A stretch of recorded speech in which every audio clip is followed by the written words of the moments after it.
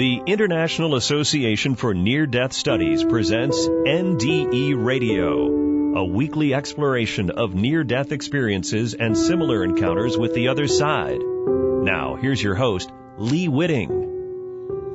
Welcome to NDE Radio, brought to you by IANDS, the International Association for Near-Death Studies.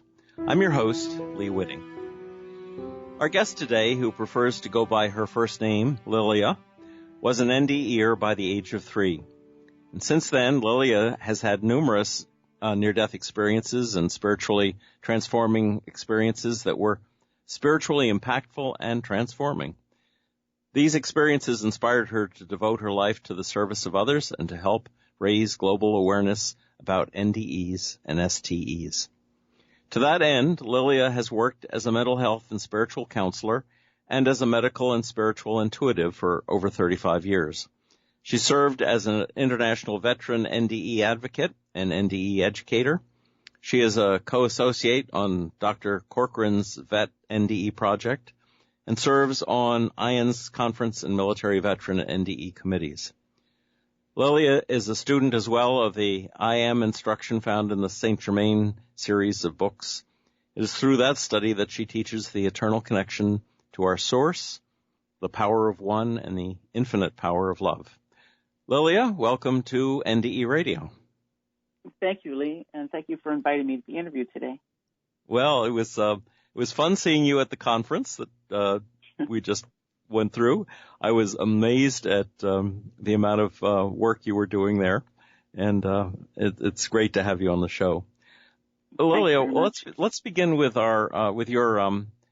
your first NDE, what caused it and what you learned from it and what it's done for you. Sure. Well, I want to start at the beginning of when I realized all the details of my NDE. I was reading an account that IANDS had put out in February 2017 of an NDE experience someone anonymously wanted to share with the members, and the woman kept saying throughout the presence, the presence, the presence. Well, that word just sparked a life-changing STE that led to a spontaneous, latent, indelible memory of my first NDE at age 3. And it was just the most beautiful, profound experience. At that time, all I can just tell you is I felt an avalanche of just an indescribable love, a continual flow of a feeling of ecstasy, something that I felt many times.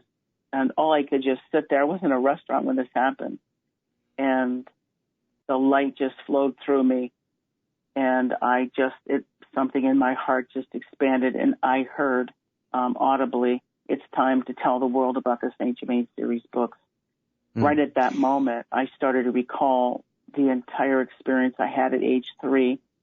And what happened was my paternal grandmother used to walk my siblings and myself to a nearby cemetery, and it was so beautiful there with a Greco-Roman pillars and flowers. And that day, I decided to bring a little box with me to catch a squirrel. They would be running around, and to catch them in a box to take them home as a pet. Well, my brother wanted the box. And so he started to pull it out of my hand, and the next thing I know, I began to fall towards a tombstone. But as I began falling, all of a sudden, I was just this presence of light up above that little baby body, which at that point I didn't even recognize was me. Mm-hmm. And I was, just before she hit her head on the tombstone, I was skirted away to a place that was extremely familiar to me, that I've always known, with beings that I've always known. Now, I don't recall all the details of what happened, what exchange happened there. The next thing, I was knocked out for hours, by the way. And this happened in the very early 60s. The next thing I recall was being this same body of light. And I was just part of all intelligence, all light, all love. There was no time or space. I was not connected to any scene or the persons there. All I felt was love and light. I looked over at a woman who just light was emanating out of her from the inside out, and she was praying fervently. She was asking God to please have this child wake up. And the next thing, I knew I was there for her. I was there to answer her call for the child. And the next thing I know, I was in that baby body, and my head was pounding. It was excruciating pain, and I felt trapped, like I was stuffed into a box. It was such a, it was repulsive to be in that little baby body. And my aunt came running over to me, thanking God that I finally awakened. At that time, they didn't take children to the hospital. You bump your head. They didn't know the severity of it. But it was an extremely impactful memory. And I decided to call Dr. Corcoran, ask her what happened to me. She said, Lilia, you've had a spiritually transcendent experience with a spontaneous recall of your near-death experience at age 3. And thank God there was somebody there to explain it, because I was a little bit confused. But I have to say that during that experience, when I was told it was time to tell the world about the I Am instruction of Saint Germain Series, my heart started to pound out of my chest.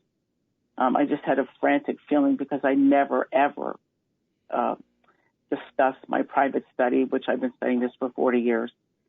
And to go in front of people in the world and talk about this, my private study, and this event just filled me with so much trepidation.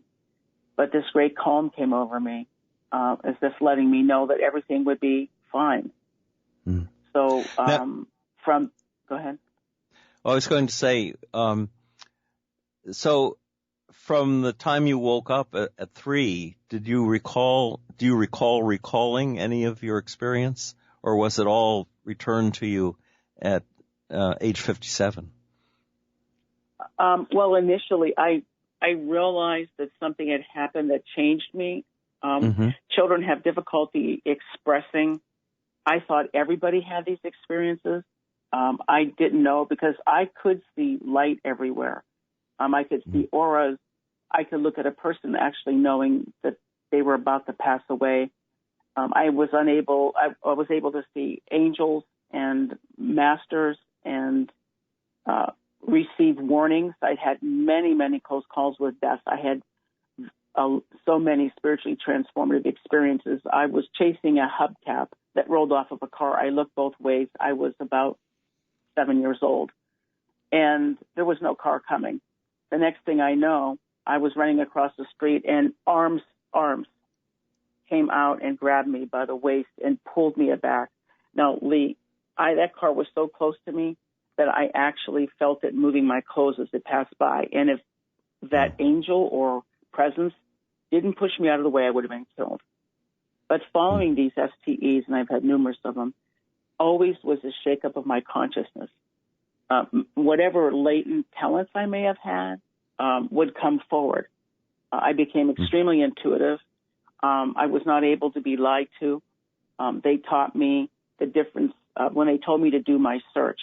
They taught me the difference between the truth and what was not the truth, and what that felt like, and that I would be given that feeling on my search. So whatever religion or philosophy I would study, and it wasn't that anybody was trying to tell lies.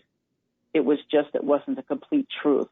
So I would hear truth, untruth, untruth, and that was a signal for me that was not the right thing for me.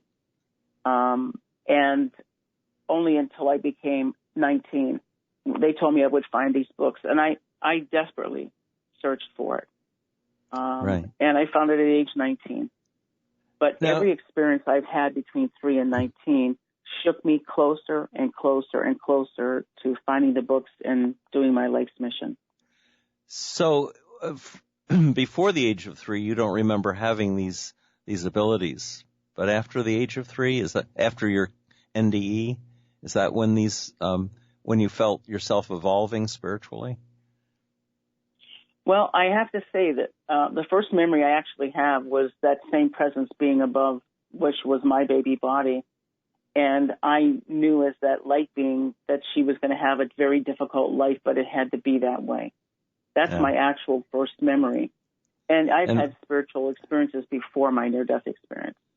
Okay. Oh, that's really interesting. So you were born with this, a lot of these latent abilities, and it was just the memory of the NDE that sort of made them crystallize in your mind. Yes, and as a child, I didn't understand. I would go to church, and I loved going to church. I was raised Roman Catholic and Greek Orthodox. But when I would sit in church, and I'd be there alone, my goodness, I could see light everywhere. Light everywhere. And while I was seeing the light, I understood it. But I thought everybody had these experiences. And certainly I didn't share them with anyone. I kept them to myself. And I wasn't able to relate to, especially after my near-death experience at age 3, I wasn't able to relate the same way that I did previously. I was more to myself. I did not want to be around any type of conflict or arguments. I was more accelerated. They used to say that I'm like a 90-year-old. They would call me satellite dish. I would tell them, put my attention on something, and I would know exactly what was going on, either with a person or a place or a condition. And so things just became very magnified as the experiences continued. They called you satellite dish. Was that in high school? Oh, that satellite dish. Yeah, it's quite a nickname. Yeah. If they wanted to know something, they'd say, go talk to Lilia. Well, it seems like that was what was going on at the Philadelphia conference too. I think you still have that ability. Yeah, I got swamped there. Did you, let me see, when you were going to church and seeing the light, did you ever contemplate going into a religious order, becoming a nun or a pastor or minister of any sort? Oh, absolutely. All I ever wanted to do was to be a nun. That was my big wish. And I'd go from school. I grew up in a very small parochial school, and I would walk the nuns back and forth to the nunnery from school and carry their books and packages, and would sit a lot of hours by myself in church because I felt very close to Jesus Christ and, and the Blessed Mother and Joseph. And then at 19, when you discovered this Saint Germain, how did that differ from your Orthodox training? I don't think it did. I was in the activity of being in the Catholic Church and the Greek Orthodox Church, and it felt very natural, but I was far above. Most kids didn't want to go to church. They didn't want to, and the Greek Orthodox, you're there for 2 hours. I loved it the whole time I was there. And so it was just like walking up a set of stairs for me. I walked right into, and what happened was a friend of mine, I was talking about my spiritual experiences, and he said, I want to loan you a book. And he loaned me that book at age 19. I went home at 6 p.m. I went home. I laid on my tummy with the lamp on the floor. I read the entire book. I read the entire book in one night, and I'm telling you, Lee, this is true. The words came off the page. This was what I was looking for. And the next day when I went to return the book, he was so disappointed. He goes, so you're telling me you didn't read this book? I said, no, I read the whole thing. And I said, I have one question for you. I said, if I follow this instruction, can I become ascended? He said, yes. That's all I needed to hear. Because at the age 3, I was told that I would study these books and I would apply them, and that I was to not teach other people, but share with other people the impact the books would have on me. And I was to tell them that there was no death, that life is eternal, that the ascension is possible, that eternal life was possible, and that the I Am instruction would help them attain that. That was the message. Did you ever discuss it with your priest? No. I kept it to myself because I knew I did a little bit with my father. My father was very cosmopolitan. My parents were extremely lenient when it came to us pursuing our spiritual choices. And that was a very helpful experience for me. So, no, I didn't speak to any priest about it. I wasn't really perfect in alignment with the Catholic Church in the sense that I had to go to confession and do prayers because I felt like I was already connected to God and that I could speak directly to him. Yes. Well, many people after a near-death experience, especially as an adult, will tend to drift away from organized religion of one form or another, simply because they feel like they've already made the connection that the people who are still going to church are trying for. Do you think that the notions that you or that people who've experienced NDEs have learned from the other side compare favorably with Saint Germain's teaching? I mean, a lot of people who've had NDEs, for instance, believe in reincarnation. Is that part of that teaching? Yes. Well, I have to say in the 40 years, like I said, I've never really went out and shared it with a lot of people, but with the near-death community in the past 7 years, when I've told them that these books will give you your answers to your experiences in the light, and they took up the books, they were profoundly impacted by them because it brought their memory of their experience to the forefront. Yes, there's a difference between reincarnation and re-embodiment. Re-embodiment is always being a human and born a human, where reincarnation, you could be human one time and an animal or a blade of grass the next time. Mm-hmm. But yes, people are very much in alignment with it in the near-death experience. Yeah. And the thing is that the I Am instruction is an education. It's not about religion. It's about education. So it's not, for me, about religion. And when I share my experiences, it's not about religion. It's only about giving them an education that was given to me, and I share it. Now, you had mentioned ascendant masters as being a part of the faith of the teaching of Saint Germain. Mm-hmm. How do they manifest in a person's life? And if you wanted to be an ascendant master, what would that mean for you? It's everything. I was born very conscious, and I wanted no trial and error. I wanted the truth from the very beginning. And mm-hmm. I'm so grateful that was one of the gifts that they gave me, to know the difference between truth and what was not truth. The thing that they taught me, too, was never to judge what was not untrue, because everything is light, and what is not light was an illusion, and not to give power to an illusion, but to the light, to God, to love. And they instilled that very deeply in my heart. So that's the position I come from. So being ascended and being part of being home permanently, oh my gosh, everything. It means everything to me. So that would be the option not to re-embody or reincarnate.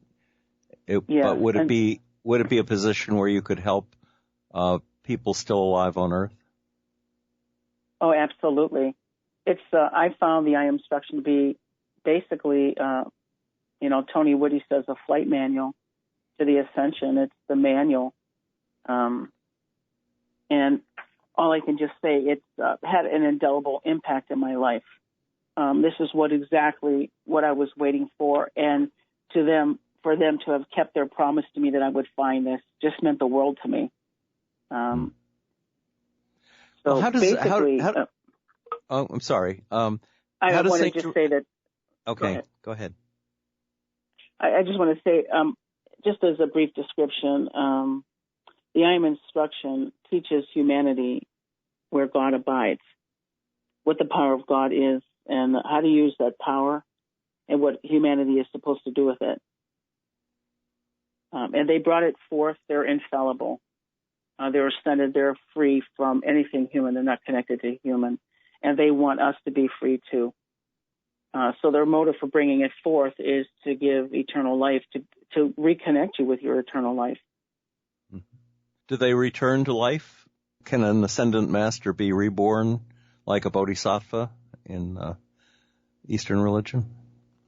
Well, they're eternally free. So, and they have conscious control of life, substance, and energy. So if they wanted to manifest, do they have to take on a physical body to come back and manifest? If that's an option, I guess so. I wouldn't say I'm an expert in all the cosmic laws of the universe, but I think that they can achieve what they need to in their ascended master form and not have to take on a physical form. But they do appear before humanity all the time. Now, how does an ascendant master compare to an angel? I believe all ascended masters are actually considered angels. I couldn't provide the perfect answer for that, Lee. Well, we're never looking for perfection on this show, except when we try to envision light. But that's okay. I'm just wondering. One of the questions I keep raising with my guests is, if there is reincarnation and we plan to come back to the earth, why aren't we taking better care of the environment? Because it's going to be a miserable life that we're coming back to if we continue the way we're going.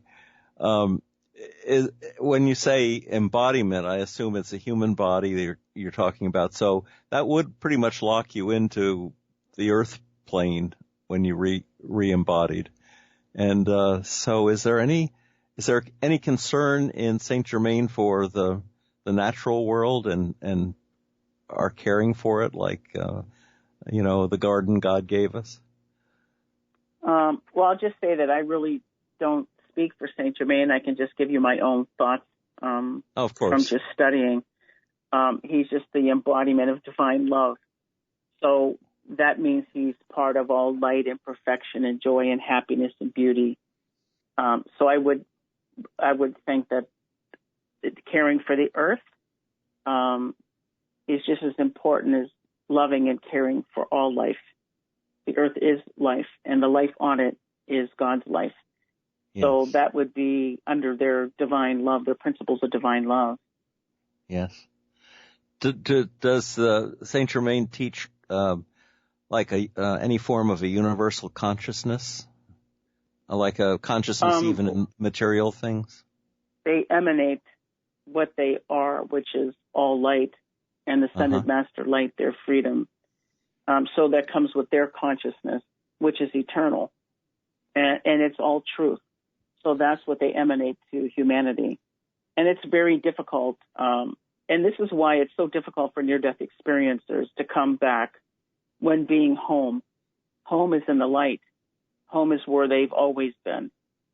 So for them to come back and have that distinct, dense feeling and emotions and everything else, it's so distinctly different from where they just came back from. It's very, very hard to adjust back to that. And actually, many people have conscious experiences with the masters and angels when their physical bodies sleep, and they're not given the memory of it because it's too difficult to come back in this body. So I have to tell you that just July 11th, I actually passed away during a procedure, and they resuscitated me. And I knew that they did, because I just had a small glimpse of them turning my body over, trying to help me breathe, get my breath back. And I have to tell you, Lee, I was extremely angry to have to come back because where I was and being back in this body was just, a very big difference, and it was hard to deal with. So, but look at all the good you're still around to accomplish. Oh, I know. I have to get over it. It's okay. All near-death experiences too.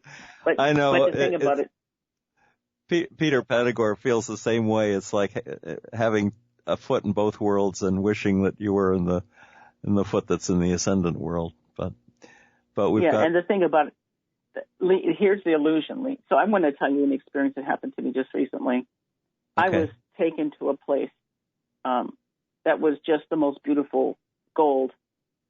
Brilliant gold, and I was encased in this substance of light that was glowing, and the border was like a rainbow colored pastels, and I heard, "Let there be light." If that barrier had not been there, I would have instantaneously merged with it. It was impossible, irresistible not to. Mm-hmm. At that same exact moment, it was like God telling me there's only light. I had an instant download of everything. And I realized in that moment that there is only light. Everything else, what is not of the light is an illusion. It's a shadow, and shadows are an illusion. And that made me understand at a very deep level that I am not to have an enemy. I am not to judge, condemn, criticize, or blame. Because whatever I'm responding to that would make me criticize is not real. Only the light is real. And that has been the illuminations coming to me recently, is to give no quarter to anything that is not of the light and throw all the power to the light. And that's actually what I carried through my whole experience through the IANDS conference. And I know the masters were there. I know the angels were there. And people have been telling me since, I have never experienced such elevation and love. And I quietly smiled in my heart because I knew that was the Ascended Masters' love. They brought people together because they were like-minded. And when you have a conference, that's a ceremony. And that's when they especially radiate. So it was a very profound experience. It was an amazing conference, wasn't it? Yes, Listen, it was. would you say then that merging with the light, if that's the highest level that we can attain, which is merging back into God, is that something that Ascendant Masters have yet to do? In other words, do we lose our self-identification and our ego when we merge with the light at the end? Well, you're asking very deep questions, and it's all embedded in the I Am instruction. And I would tell you, I'm not a representative of the I Am instruction. I'm only sharing my impact, the impact that it's had on my life. So I would tell anybody, if you're interested in learning more, these very deep, profound questions you're asking, which I love, they're embedded within the instruction. And here's the beauty of it. This instruction is never allowed to be taught. And the reason why is because the Ascended Masters put a light and sound ray over you while you consciously decide to open those books. And the words that you read are like little cups of life that go right into your life. It's their life coming into your life. And it's your own source. It comes in, and it's a blessing. So I would tell you to pick up the books. Wayne Dyer is the one who went out and told the world about the I Am Discourses. That was volume 3. And up until the time that he passed away. So these are the same books. And these books are available on Amazon, right? Yes, they are. I can give you that information where people can find the books. And I'll also give you my email. If somebody wants to contact me by email, I'd be happy to speak with them. And I'll also offer a free copy of my story of my NDE and STE and my experiences in the light. That would be terrific. Email. Yes. So should they just go to Amazon and look up Saint Germain? I think you sent me Germain Unveiled Mysteries, Presence, Discourses. Yes, the first 2 volumes are Mr. Ballard's and Mrs. Ballard's experiences. They're factual events that were described by them meeting the Ascended Master Saint Germain. And they were followed by numerous detailed transcendent experiences that they had with Saint Germain. Then volume 1 and volume 2 are part 1 and part 2. It's called Unveiled Mysteries and the Magic Presence. And then there's a third volume called the I Am Discourses. And that's a collection of word-for-word I Am instruction on the laws of life. And those were dictated over a visible light and sound ray by Saint Germain to the Ballards. So the author is Godfrey Ray King. That was his pen name. Make sure that they're the green books. And you can just get them at Amazon.com and look up Saint Germain Series books. But I'll give that link to you. All right. And then you had said that you can offer a copy of your description of your STE and spontaneous NDE. Yes. And I have Longing for the Light, 4 being a number, at Outlook.com. Is that right? Longing for the number 4, the light, at Outlook.com. Well, Lilia, I think we are out of time for today. Goes quickly, doesn't it? Yes, it does. My thanks to you for sharing your story, your insights, and your interest in Saint Germain with us today. Thank you so much. And you're the perfect host, Lee, and I'm so grateful you invited me to speak to your listeners. Thank you. Well, thank you. Thank you for thinking so highly of this show. I do. Well, for more this is where on I got my earliest studies were from your show. Wow. Well, if anyone else would like to look into some of the earlier interviews, they are all still out there. We have a past shows button, and I think there are more than 300. You're the 312th show, I think, Lilia.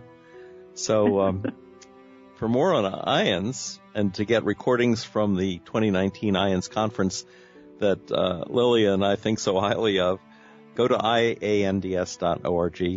And if you'd like to listen to this show again or any of the past shows, go to our website at NDEradio.org and join us again next Monday, 11 a.m. Eastern for more NDE Radio. This is Lee Witting saying thanks for listening.